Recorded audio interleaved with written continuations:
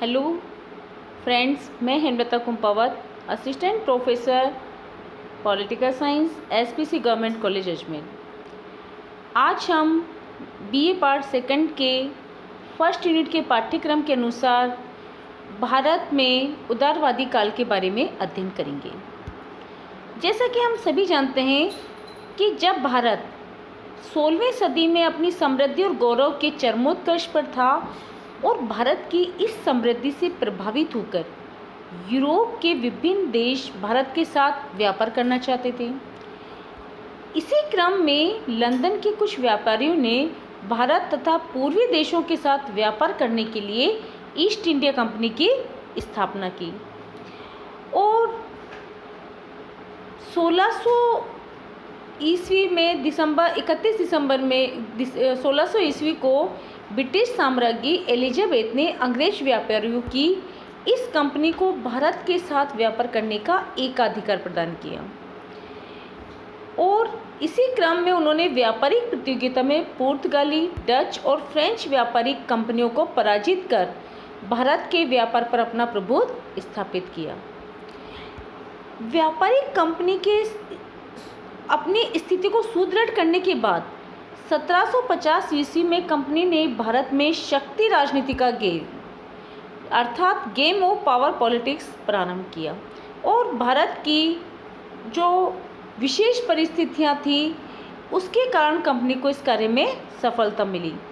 और अगर हम बात कहें तो 1850 ईस्वी तक भारत के बहुत बड़े भाग पर कंपनी का शासन स्थापित हो गया था और 1857 की क्रांति के बाद एक शत्रु कहना चाहिए कि यहाँ सत्ता का हस्तांतरण हुआ और इस आधार पर ब्रिटिश सम्राट ने भारत में कंपनी के शासन का अंत कर भारतीय शासन अपने हाथ में ले लिया। और इसके लिए अगर हम बात करें तो कांग्रेस के जो प्रारंभिक स्वरूप था उसे हम 3 भागों में बांट सकते हैं। पहला उदारवादी काल, दूसरा उग्र राष्ट्रीयता का काल और तीसरा राष्ट्रीय आंदोलन या गांधी युग। हम बात करते हैं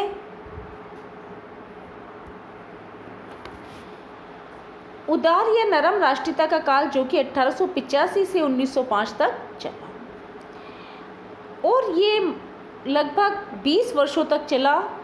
और इस काल में जो कहना चाहिए कि कांग्रेस किसी प्रकार की एक क्रांतिकारी संस्था नहीं थी। इसके नेताओं ने ब्रिटिश सम्राट के प्रति अगाध विश्वास और सहयोग की नीति अपनाई थी।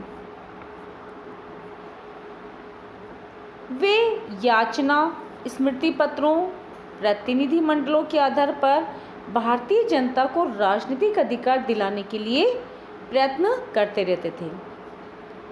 और अगर हम बात करें तो इस काल की सबसे बड़ी जो सफलता थी वो था 1892 का भारतीय परिषद अधिनियम। दूसरे काल की बात करें वो काल था उग्र राष्ट्रीयता का काल, जो कि 1906 से 1919 के दरमियान था। इसमें कांग्रेस ने अपने प्रथम काल में ब्रिटिश शासन की जो आधारभूत न्यायप्रियता में विश्वास रखते हुए प्रार्थना पत्रों, स्मृति पत्रों और प्रतिनिधि मंडलों की जो नीति अपनाई थी, भारतीय जनता को उसके वांछित परिणाम दिखाई नहीं दिए और इससे एक बहुत बड़े वर्ग में एक कहना चाहिए कि एक असंतोष व्याप्त हो गया था। और इसी क्रम में 1906 तक जहां कांग्रेस का नेतृत्व उग्र राष्ट्रवादियों के हाथ में आ गया, उग्र राष्ट्रवादियों ने कहा कि कांग्रेस को याचना की पद्धति छोड़कर अपने पैरों पर खड़ा होना चाहिए।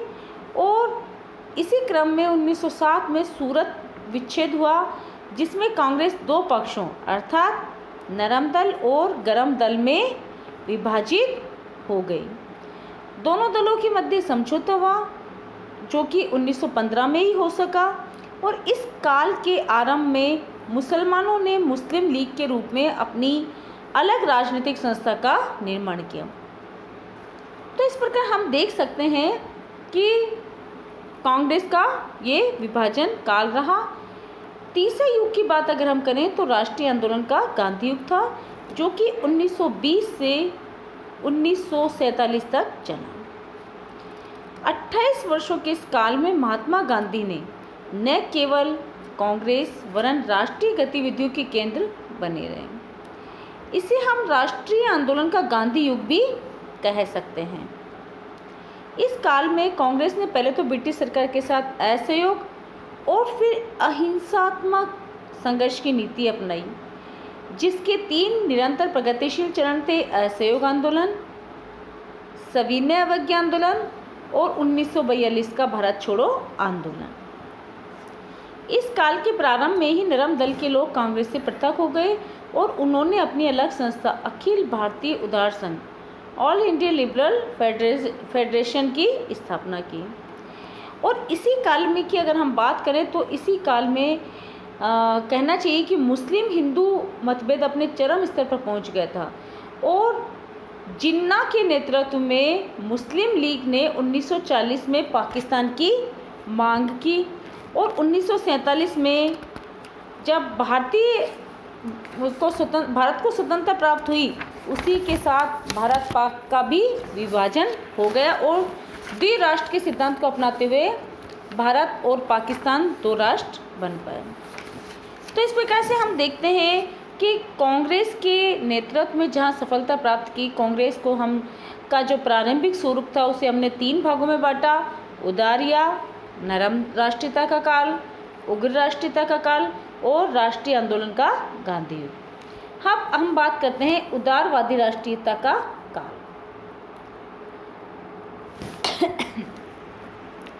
इस काल में जैसे कि हम पहले ही अध्ययन कर चुके हैं, उदारवादी सतत सुधार की नीति में विश्वास रखते थे। वे इसके लिए व्यवहारिक दृष्टिकोण अपनाते हुए बहुत ऊंची मांगे ब्रिटिश साम्राज्य के समक्ष नहीं रखते थे, बल्कि वो धीरे धीरे अपनी मांगों को बताते थे। उनकी जैसे प्रमुख मांगे थी, जैसे भारतीय शासन की जांच हो, भारत मंत्री और भारत परिषद का अंत हो, केंद्रीय तथा प्रांतीय विधान परिषदों का विस्तार हो तथा उसका सुधार भी हो, साथ ही भारतीयों को उच्च नागरिक और सैनिक पदों पर नियुक्ति दी जाए और इंग्लैंड से आने वाले कपड़े के आयात पर कर लगाया जाए। इसी के साथ साथ कांग्रेस ने अपनी मांगों के लिए इंग्लैंड में भी प्रचार प्रसार का कार्य किया। तो इस प्रकार से हम देखते हैं कि उदारवादी राष्ट्रीयता का काल, राजनीतिक भिक्षावृत्ति का काल भी इसे कहा जाता है, जो कि एक तरीके से ब्रिटिश साम्राज्य के प्रति अगाध्य भक्ति का चरितार्थ माना जा सकता है।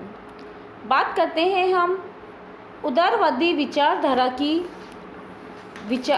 और उसकी कार्य पद्धति की। इसमें पहला हम कह सकते हैं ब्रिटिश सरकार के प्रति इनकी राजभक्ति थी। इसमें संदेह नहीं कि प्रारंभिक वर्षों में कांग्रेस का संचालन करने वाले उदार राष्ट्रवादी उच्च कोटि के राजभक्त थे। जैसा कि दादा भाई नौरोजी ने अपने दूसरे अधिवेशन में कहा था, आओ हम पुरुषों की तरह बोले और घोषणा कर दे कि हम आचूर राजभक्त हैं। इसी संदर्भ में एनी बेसेंट ने कहा था, इस काल के नेता अपने को ब्रिटिश साम्राज्य की प्रजा मानने में गौरव का अनुभव करते थे। इसी प्रकार से इनको अंग्रेजों की न्यायप्रियता में बहुत विश्वास था। जैसा कि डॉक्टर पट्टाभी सीतारामैया के अनुसार उदारवादी नेता इस बात पर विश्वास रखते थे कि अंग्रेज स्वभाव से न्यायप्रिय होते हैं तथा यदि उन्हें भारतीय दृष्टिकोण का सही ज्ञान करा दे तो वे इसे स्वीकार कर लेंगे। इसी प्रकार से 12वें अधिवेशन के सभापति पद से रहमतुल्ला सैनी ने घोषित किया कि अंग्रेजों से बढ़कर सच्चरित्र तथा सच्ची जाति इस सूर्य के प्रकाश के नीचे नहीं बसती हैं। तीसरा, इसी प्रकार से ब्रिटेन के साथ संबंध भारत के हित में समझते थे, क्योंकि उनमें से अधिकांश प्रारंभिक राष्ट्रीय नेता पश्चिमी शिक्षा के परिणाम थे और उनका विचार था कि ब्रिटिश शासन ने अंग्रेजी साहित्य, शिक्षा पद्धति, यातायात और संचार की व्यवस्था और स्थानीय स्वायत्त शासन के रूप में हमें एक प्रगतिशील सभ्यता प्रदान की है और ब्रिटिश शासन ही आंतरिक अशांति और बाहरी आक्रमण से भारत की रक्षा करने में समर्थ है। फिरोज शाह मेहता ने कांग्रेस के छठे अधिवेशन के सभापति पद से बोलते हुए कहा था कि इंग्लैंड और भारत का संबंध इन दोनों देशों समस्त विश्व की आने वाली पीढ़ियों के लिए वरदान साबित होगा। इसी प्रकार से क्रमिक सुधार में विश्वास। उदारवादी राजनीतिक क्षेत्र में क्रमबद्ध विकास की धारणा में विश्वास करते थे और चाहते थे कि विकास अचानक न हो बल्कि धीरे धीरे हो। इसी प्रकार से उदारवाद का लक्ष्य राजनीतिक स्वशासन की प्राप्ति था, अर्थात वे स्वतंत्रता में नहीं वरन स्वशासन की स्थापना चाहते थे। वो ये चाहते थे कि वैधानिक सुधारों का अंतिम लक्ष्य भारतीयों के लिए स्वशासन की प्राप्ति हो। ब्रिटिश शासन के अंतर्गत स्वशासन की स्थापना वो चाहते थे, जैसा कि सुरेंद्रनाथ बनर्जी ने कांग्रेस के दूसरे अधिवेशन में ही स्वशासन की बात कही थी। इसी प्रकार से उदारवादियों की कार्य पद्धति संवैधानिक साधनों में विश्वास करने की थी। और संवैधानिक साधन कैसे थे? जैसे प्रार्थना पत्र, स्मृति पत्र, प्रतिनिधिमंडल आदि का मार्ग अपनाया, जिसे कि उनके आलोचकों ने राजनीतिक भिक्षावृत्ति की संज्ञा दी।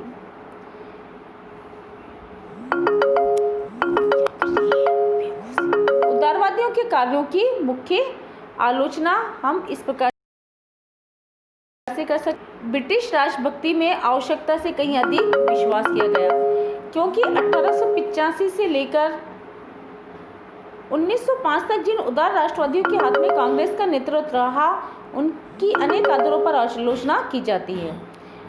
वस्तुतः न तो उनकी राजनीतिक मनोवृत्ति सही थी और न ही उनके द्वारा अपनाए गए साधन प्रभावदायक थे।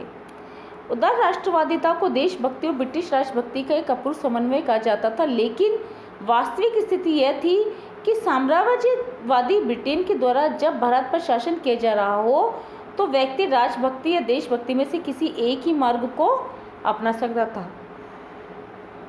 इसी प्रकार से जो उदार राष्ट्रवादी द्वारा अपनी गई पद्धति थी वो प्रभावदायक नहीं थी, क्योंकि सन 1918 तक उनकी अनेक प्रार्थनाओं और याचनाओं के बावजूद भी अंग्रेजी शासन ने उनकी नितांत उचित और वैध मांगों के प्रति भी कोई रुचि नहीं दिखाई थी।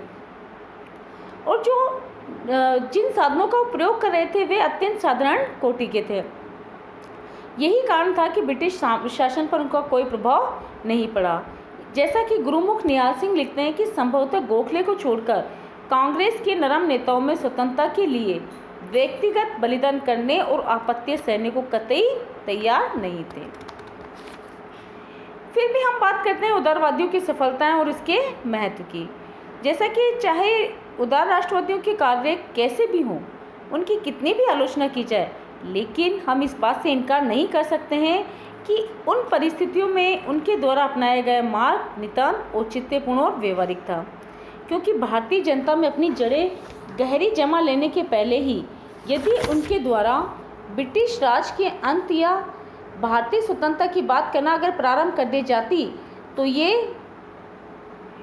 इस संस्था के अस्तित्व पर ही कुठाराघात हो जाता। तो उनके द्वारा जो भी पद्धति अपनाई गई वो स्वाभाविक और आवश्यक और विवेकपूर्ण थी। हम निम्न बिंदुओं के द्वारा इसके महत्व को समझ सकते हैं। पहला है ब्रिटिश शासन के दोष स्पष्ट करना। अपनी स्थापना के समय से ही इन्होंने ब्रिटिश शासन की बुराइयां बताने और जनहितकारी रूप प्रदान करने का प्रयत्न प्रारंभ किया। नौकरशाही की बुराइयां बताने के क्रम में उन्होंने विदेशी शासन के दोष स्पष्ट किए और कहा कि सरकार का ये एक तरीके से प्रतिपक्ष बन गई, ऐसा प्रतिपक्ष जिसने सरकार की हैसियत और अधिकार को चुनौती दी। इसी प्रकार से भारतीय राष्ट्रीयता के कई कारक बन पाए, क्योंकि उदारवादियों के कार्य तत्कालिक रूप से अधिक महत्वपूर्ण नहीं थे, किंतु उसके सुदूरव्यापी और अत्यंत महत्वपूर्ण परिणाम प्राप्त हुए। जैसे भारत में राष्ट्रीयता के जनक ये उदारवादी राष्ट्रवादी ही थे। इन्होंने देशवासियों को शिक्षा दी कि वे सांप्रदायिक और प्रांतीय धरातलों से उठकर सामान्य राष्ट्रीयता की भावनाओं को अपने हृदय में विकसित करें। इसी प्रकार से इन्होंने भारतीयों को राजनीतिक शिक्षा प्रदान की। उन्होंने भारतीय जनता को न केवल राजनीतिक शिक्षा प्रदान की वरन उनमें प्रजातंत्र और स्वतंत्रता के आदर्शों को भी प्रसारित किया। उन्होंने सभी महत्वपूर्ण प्रश्नों पर विचार विमर्श करने के लिए एक संगठन प्रदान किया और इस प्रकार इस शासन से संबद्ध प्रमुख प्रश्नों पर प्रबल जनमत का निर्माण किया। नेक्स्ट हम लेते हैं भारतीय स्वतंत्रता संग्राम का आधार इन्होंने ही तैयार किया, जिसके आधार पर ही भविष्य में स्वतंत्रता हेतु विभिन्न आंदोलन हुए। जैसे कि के.एम. मुंशी लिखते हैं कि यदि पिछले 30 वर्षों में कांग्रेस के रूप में एक अखिल भारतीय संस्था देश के राजनीतिक क्षेत्र में कार्यरत न होती तो ऐसी अवस्था में गांधी जी का कोई महान आंदोलन सफल न होता। इसी प्रकार से डॉक्टर पटाभी लिखते हैं कि जिस समय भारत के राजनीतिक क्षेत्र में उन्होंने पदार्पण किया उस समय वे केवल अकेले थे। उन्होंने जो नीतियां अपनाई उनके लिए हम उन्हें दोष नहीं दे सकते, क्योंकि किसी भी आधुनिक इमारत की नींव में 6 फुट नीचे जो ईंट, चूना और पत्थर गड़े हैं, क्या उन पर कोई दोष लगाया जा सकता है? क्योंकि वही तो आधार है जिसके ऊपर सारी इमारत खड़ी हो सकी है। सर्वप्रथम औपनिवेशिक स्वशासन, फिर साम्राज्य के अंतर्गत होम रूल, उसके बाद स्वराज्य और सबके शीर्ष पर पूर्ण स्वाधीनता की मंजिलें एक के बाद एक ही बन सकी हैं। और लास्ट है भारतीय परिषद अधिनियम 1892, जो कि उदारवादी राष्ट्रीयता की तात्कालिक सफलता थी। इस अधिनियम में यद्यपि भारतीयों को संतुष्ट नहीं हो सके या भारतीयों को संतुष्ट नहीं कर सका, लेकिन फिर भी देश के वैधानिक विकास की दिशा में एक निश्चित प्रगतिशील चरण था। इस प्रकार हम कह सकते हैं कि यद्यपि उदार राष्ट्रीय आंदोलन अपनी समस्त कमियों के बावजूद भारत में राष्ट्रीय जागृति की दिशा में महत्वपूर्ण कदम रहा। नेक्स्ट उसमें हम उग्रवादी राष्ट्रवाद बढ़ाएंगे। Thank you.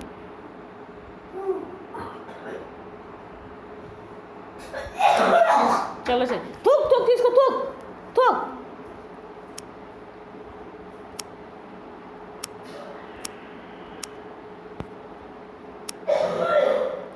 थूका।